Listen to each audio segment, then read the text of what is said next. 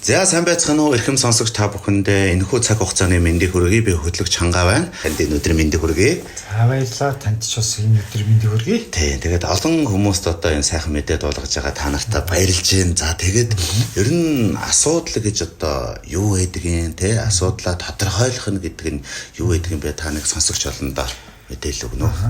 Хүн болгонд ер нь шийдэх гэсэн асуудал байдаг. Энэ өөрөө нөгөө шийдэхэд хэцүү гэдэг юм аргаа олохгүй ч гэдэг юм тий.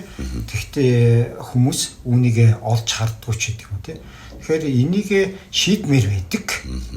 Тэгвэл нөгөө өөрлөгөө ирээс өнгөж харддаг. Шударгаар энэ асуудал нь юунаас болоод байгаа?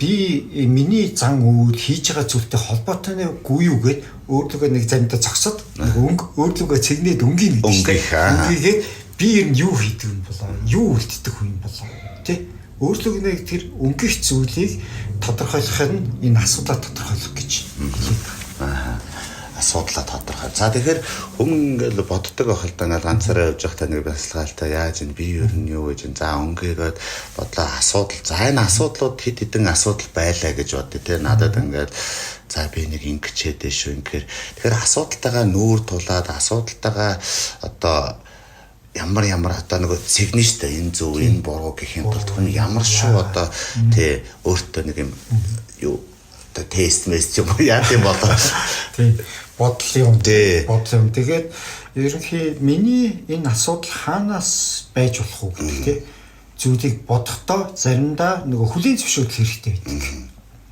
Жишээ нь одоо би хүн чи одоо айхуугаад одоо энэ чинь одоо хитрийн шүү манай гэр бүлийн амьдралд одоо нөлөөлөд энэ шүү те хүүхдэд ууртаа болж байна санхүүг байдал хэцүү болж байна гэхэргүй шүү дээ би зохицуулдаг байхгүй би нэх уудах ч гэдэг юм те ингээл нөгөө тэр асуудлыг хүлийн зөвшөөрөхгүй нөөсөхгүй те нэг бол жишээ нь хүнд нуугаад ч юм уу те зээлвчихсэн гэр бүлээс тэгээд нөгөө орлого мөнгө ясан гэсэн нөгөө тэнд ингээд байгаа одохгүй цалин буух гад гээл ингээд скол ингээд үйл ингэчээтэл нөгөө мэддэгдүү л те чи тэнд өгч юм шүү яагаад өгч юусэн гэл ингээд нөгөө явахт нь за би энийг яач болдгоо юм уу өөрөө мэдчихээ те одоо ингээд өөрөө мэдчихээ гэл ингээд ярилцдаггүй зөвшөлдсөхгүй ямар нэг юм нуугаад үлддэг те за засан явлаа гэсэн чинь хайч нэгсэн ажилтай. Цаа тэгээ уцтаа хаана гэсэн чинь загсаа барай лээж ингээд яг загсаа барай биш л дээ. Ажиллаа хийгээд байж штэ гэл ингээд тэгээд яг үндэ бол нөгөө хээр гацсан хэрвээ намайг өмнө хэлээд засандаа явах юм бол зөвшөөрөхгүй байх гэсэн. Зөвшөөрөхгүй байх гэсэн төгшүү айц байх ч юм уу те үйл нөгөө итгэхгүй штэ те тэгээд нөгөө тэр нууж болдог ч юм те зээл нуух одоо нөгөө хийж байгаа хоббигоо нууж зэндээ ламбард юм нуугаа тавьчаа хаана нөгөө юм чинь гэж тэнгуут нь давхар хайгаа тэр чи хаана байлаа гэж ингээл мэдэн бодлох ч юм те энэ өөрөө гэр бүлийн амьдралд айгүйх нөгөө үйл ойлголцлыг бий болгодог те үйл ойлголцол тэгээд нөгөө төгшүүр нөгөө хүнтэйгээ нөгөө маргалдах тий үүнийг яагаад хүлээн зөвшөөрөхгүй байхаас бол маргалдах ч юм те иймэрхүү зүйл үүсгээд тэгэхээр би яг энийг хүлээн зөвшөөрөх байхгүй би нууц хийх нь үлдээдэх юм те манай гэр бүлийн амьдралд ямар хор хөшгтэй би хүлээн зөвшөөрөхгүй те нөгөө би архичин биш би нэг хуудгүй те худлаа ярьдгүй гэл ингэх нь өөрөө эргээд нөгөө манай гэр бүлийн доторх уур амьсгалд тий яг нөлөөлдөг. Би энийг хүлээн зөвшөөрөхгүй байснараа ямар сүр үр дагавар гараад байгаа тий их нэртэйгээ одоо нөгөө үйл ажиллагчдаас хэрүүл ойр дотны хүмүүс дундаа нэр хүндрүү болгох юм тий. За наадах чи хилээд нэмэргүй дээ. Тэгэл элчигний чихэн дууссан чи яа тий ахсан чи ажиллах юм. Тэгээ наадах чи ёос нөгөө тоодгүй ч гэдэг юм уу. Иймэрхүү байдал гараад ивэл би бодох хэрэгтэй. Хүн хилээд хахад би хүлээн зөвшөөрөхгүй ямар миний зан үлддэг зүйлс юм. Тий. За нөгөө жишээ чи одоо бүр одоо худалч болж дууслаа. Тий. Дураараа авирал дууслаа. Бие өмөрөөдөө. Би бие өмөрч гинүү. Би худлаа ярьж байна уу? Би үнэхээр архины хамааралтай болоод байна уу?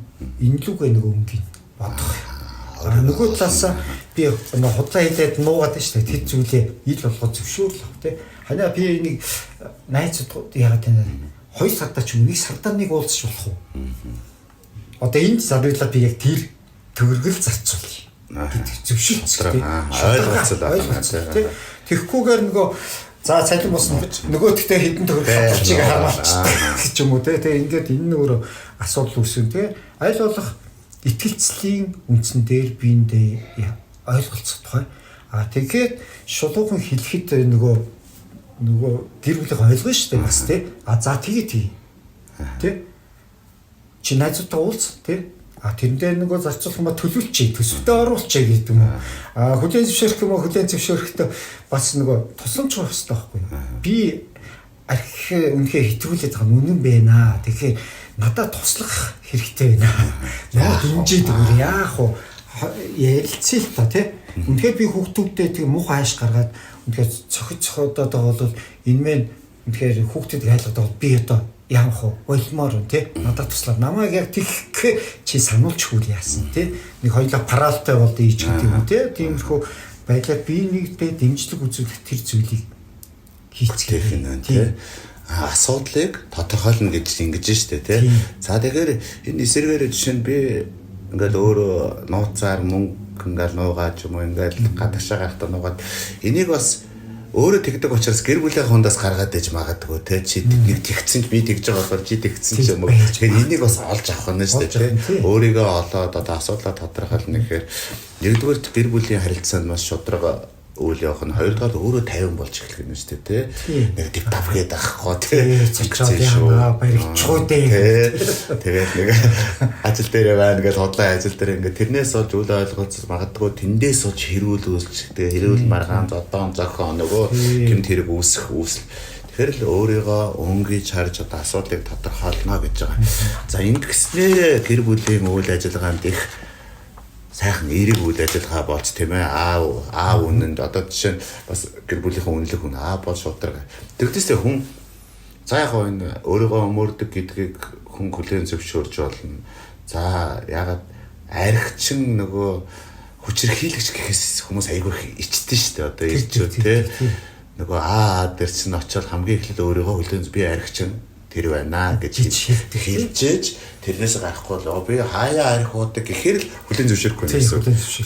Тэгэхээр энэ таны нөгөө өнөөдөр энэ асуудлын маань гол тодорхойлолт бол өөрийгөө хүлээн зөвшөөрүүлж өөрийнхөө хийж байгаа үйлдэлтэй дүгнэж зэгнээд хэрвээ миний хувийн амьдралд болоод гэр бүлийн амьдрал энэ ямар нэг нөлөө үзүүлээд асуудал тариад байгаа бол тий. Гэр бүлийнхэн намайг одоо итгэхгүй бас нөгөө айцтай байгаад юм л би өөрийгөө жаахан одоо яг өнгөж хараад эднэрийг шийдэх хэрэгтэй байна гэсэн тий. Шийдэх хэрэгтэй байна гэсэн шийдэл рүү алхам хийх хэрэгтэй. Тэгээ гол нь нөгөө хүмүүс асуудаг. Энэ тэгээд би одоо архийнхаа энийг ингээд хүлээн зөвшөөрөөд ингэчээ ахиаухаа яах юм? Ахиаухаа болчих юм уу? Яах юм?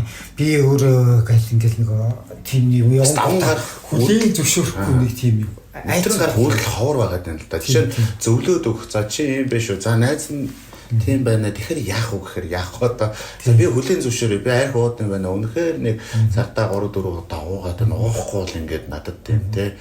Нэг ингээд уумаа санагдаад байна гэвэл одоо хандах тийм юм байгууллага дээр байт юм болов яа гэв. Тэндээ зөвлөгөө аваад ер нь хитрхи эхний ээлжинд өөрийгөө тийм тодорхойлох нь тэгээд тодорхойлоод зөвлөгөө авч болно. Зөвлөгөө авсны үндсэн дээрээс ямар шатанд байна? Донтох шатандаа, донтсон шатанд нөгөө эцсийн шатандаа нөгөө тэгээд тодорхойлчих юм бол дараагийн нөгөө хөтөлбөрүүд эдэн шимтэй тэнд хамрах боломжтой байдаг. Хамгийн чухал бидний нөгөө эндээс гарах гэдэг энэнийг бид шийдсэн нэрээ энэ асуудлыг хүлээн зөвшөөрснөөрөө болохгүй байгаа юм хүлээн зөвшөөрөөд өөрчлөлт гэдэг сэдэлтэй болсноор миний хувийн амьдралд болоод гэр бүлд эерэг өөрчлөлт гарна гэдгийг ойлгох чухал. Яа тэгэхээр бид нөгөө гараад байдаг үйл ажиллагаа хэрүүлэн маргаан тий дургуйцлан гомдлон үзэн ядалт нь байх боллоо тэр. Нээлттэй болж харилцаа. Харин тэгээд дараагийн алхам нь өөрчлөх сэтгэлтэй. Энэ дээрээ бид нар одоо нөгөө өөрчлөлтийн тухай бас бодох хэрэгтэй болно л доо. За тэгвэл ингэх нь Монгол хүний бас нэг нэр хугарахаар яс сугар гэдэг нэг энийг тэгтээ ингэж бодож хэрэггүй өөрөө ойрчил сайхан гэр бүл харилцаагаа тогтоохын тулд зөвхөн гэр бүл бат бөх байхын тулд үннээ хэлж дээрээс нь тэр асуудлыг тодорхойлж өөртөөгөө өөрийнхөө аль шатанд явж байгаа хэрвээ худлаа ярьж ивэл тэр нь донтолтын шат руу орсон байна. Арих ууж байгаа бол донтолтой хаана явж байна. За тамхи татдаг бол энэ муу зуршлууд нь ямар нэгэн байдлаар тэр гэр бүл сөрөг нөлөө санхүү болно те ингээд харилцаанд тоглолт үүсэж байгаа юм чинь кино нэг надад бас бодоод байна. Би ч бас нэг тэгдэг дээ гэсэн чинь те. Тэгэхээр яг наад чиг одоо залуучууд гэхдээ бидэрт ингээд зөвлөд өгөх газрууд ховор байдаг юм байна. Одоо би та хэд сонсч ижил юм юу авч штэ нэрээ би ч юм шиг те. Би асуудалтай юу толохгүй байгаа хгүй. Тэгэл хаагаар явж байгаа дэрж байгаа. Оо яах вэ гэдэг хэлэхгүй те. Тэгэл би бүгдийг хэлэх албатай биш гэсэн бас нэг эр хүний нэг тийм одоо юуны гендерийн ялгаа гэдэг чинь заавал хэлэх албатай биш юм уу те. Хүндлэл бас нэг хүндлэл байхгүй байна те. Тэгэхээр залуучууд гэлтгүй гэр бүлийн одоо ах ихснэр үеийнхэнтэй өнөртэй хандаж хэлэхэд асуудлаа тодорхойлоод дээрэс нь өөрийгөө хүлээн зөвшөөрөөд өөрийгөө өнгөөгөөд муу зуршил бол тэрийг айлуулах гээхийн тулд мэдээ зөвлөгөө аваад сайн зуршилтай бол тэрийг улам цаашаа хэрэгжүүлэл явах юм тийм ээ. Тэгэхээр бас мэдээгүй асуудал тодорхойлох гэхээр нь шал өөрөөр бодож байна. За тэгээд баярлалаа манай цуврал подкаст дээр хүчирхийллийн эсрэг үндэсний төвөөс одоо Монголын гэр бүлийг аз жаргалтай байлгах одоо зорилготой ийм одоо санаачлан зохион байгуулж байгаа энэ сайхан үйл ажиллагааны маань одоо 2 дахь зочноор оролцсон хүчирхийллийн эсрэг үндэсний төвийн сайн дурын сургалтын мэрэгжилтэн цас чихэр оролцлоо. Танд баярлалаа. За тэгээд хүндлэл суурилсан харилцаа маань бат байгээ гэж өрөөд. За баярлалаа. Тэгээд бүх сонсогчдаа бас баярлалаа. Тэгээд бүгдээрээ бас асуудлаа тий тодорхойлж үзцгээе. Өөрлөгөө нэг өнгийгээд харцгаа тий нэг зогсоод тий. Тийм байна. Баярлалаа. Яг л өнгөд. Би яг өнгөд биш. За